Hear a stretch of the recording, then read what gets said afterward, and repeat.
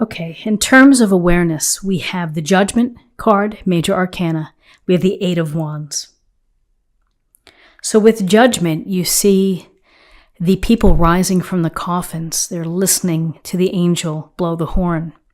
They are welcoming the angel's message. Their hands are reaching out. The hands hear this glowing piece of this call.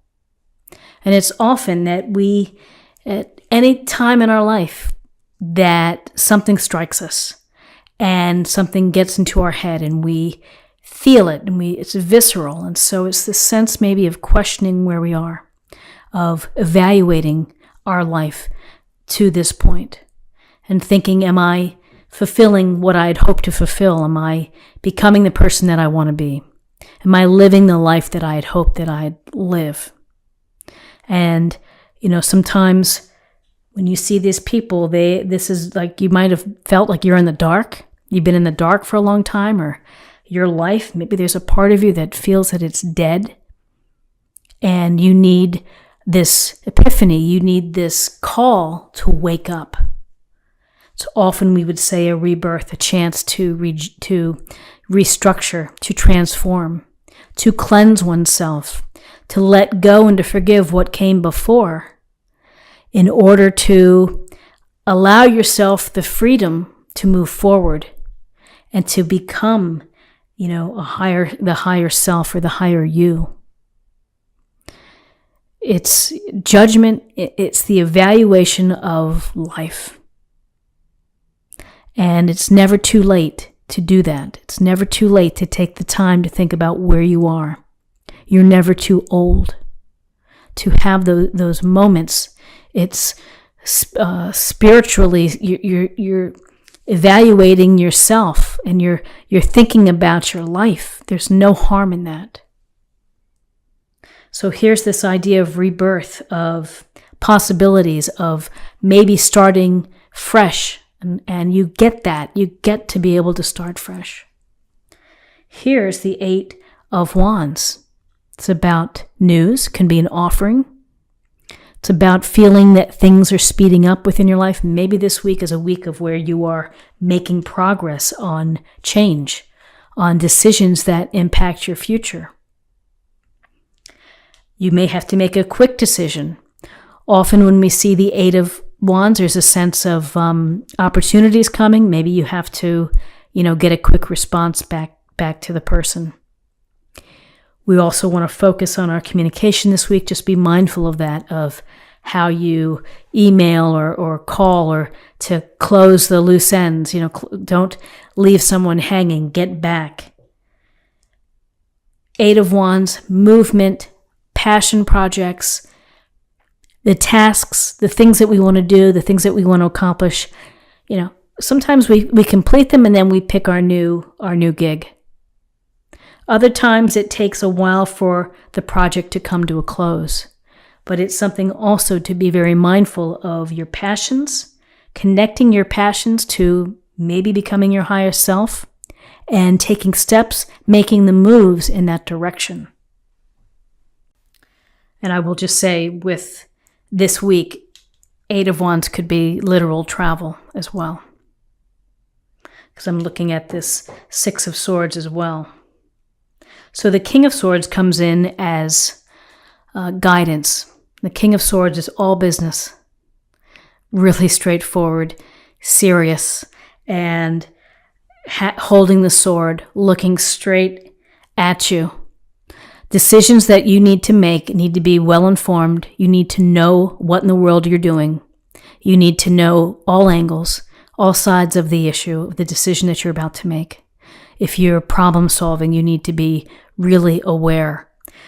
This is telling you to stick to the facts, to look at what is really there. Don't rely on emotions. Don't get hung up on emotions.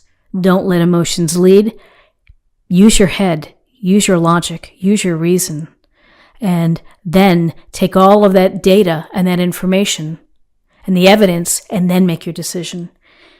This King of Swords may be telling you, as you are thinking about rebirth, new opportunities, new chances to become the best you, is to be smart about it. Do your homework first. Be aware. This King of Swords doesn't fool around. It's a sharp blade. It gets right to the heart of the matter. I consider it very surgical, right to the center. And anything outside of that, which is going to muddy up the waters, gets cut away. So if you can adopt that approach as you think about decisions and going forward, thoughts, ideas, and plans, this is the person that you want to be paying attention to. After you've had a chance here to use your head to look at things logically and not with emotion, here we have another swords card. We have the Six of Swords, which is really a transition. It's the movement, more movement. It is changing the location, getting away from rough waters to smoother waters, enlisting the support and the help from people nearby. There's someone being transported, there's someone assisting. Maybe you're helping someone, maybe you need some help in changing your scene, changing your location, taking time away for you to get back to a place of serenity and a place of happiness maybe, or feeling fulfillment. Often when we leave, this is like I have to leave something behind. It's not serving me. And, for some it could be temporary. Maybe you are temporarily leaving a scenario, a person, and you're going to think about things, and maybe if you can fix it in your head, you can get back there. Others won't. But again, the idea of literal travel, some traveling by boat. So be mindful of that. Maybe you'll be going on a little journey this week. Some will. So interesting, we have, in your possible outcomes, we have the Five of Swords and we have the Four of Cups. The Five of Swords can be about conflict. It can be about battles, arguments. The winner takes it all. He's done whatever he needs to do to come out on top. He's holding the swords. These people are walking away. Maybe someone feels shamed. Maybe someone says, to hell with this. Not worth it to me. It's not worth our friendship. It's not worth, hanging in there to come out on top. Some of you may feel that it is. It's strife, and so it's ego. And again, it's up to each person to decide where you fit in and what does it mean to you. How far will you go to be holding those swords?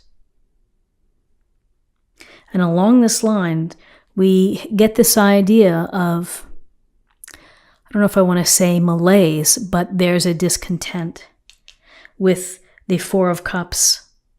Again, pulling oneself into solitude, taking the time here to reflect or to sulk, whatever it may be, or to pout, looking at the Three Cups and missing out on opportunities right next to you. Why? Because of your tunnel vision, of just kind of get stuck where you are. You just feel that something is missing and that you may feel stagnant. You may feel bored. You may feel that you need change. You may feel unsatisfied, which means that you might have to make this move. You're making the moves towards something like this. With your decisions, it may cause some arguments. And we're driven here by the Judgment card, which is the desire for rebirth, the desire to evaluate or to judge where we are. So interesting cards. Let's see what we have for an affirmation or a meditation point for the week. Spiritual law of attraction. Always a powerful message. Always worthwhile to think about. And I would recommend Ask and It Is Given by Jerry and Esther Hicks, Abraham Hicks, I think. A powerful book about the law of attraction and how everything is so related to our thoughts, what we envision, what we visualize. And finally, I'm going to choose a card for love, and we'll see what we have for love. Rest and relaxation is essential. We all have a fundamental need to take breaks. So allow yourself to take time for yourself, to recover, to regenerate, to rejuvenate. I don't know that you can be regenerating, but you're going to be a chance to be restored. And, sometimes this Four of Cups is simply needing a break. You just need to take a time out, maybe to get yourself sorted out.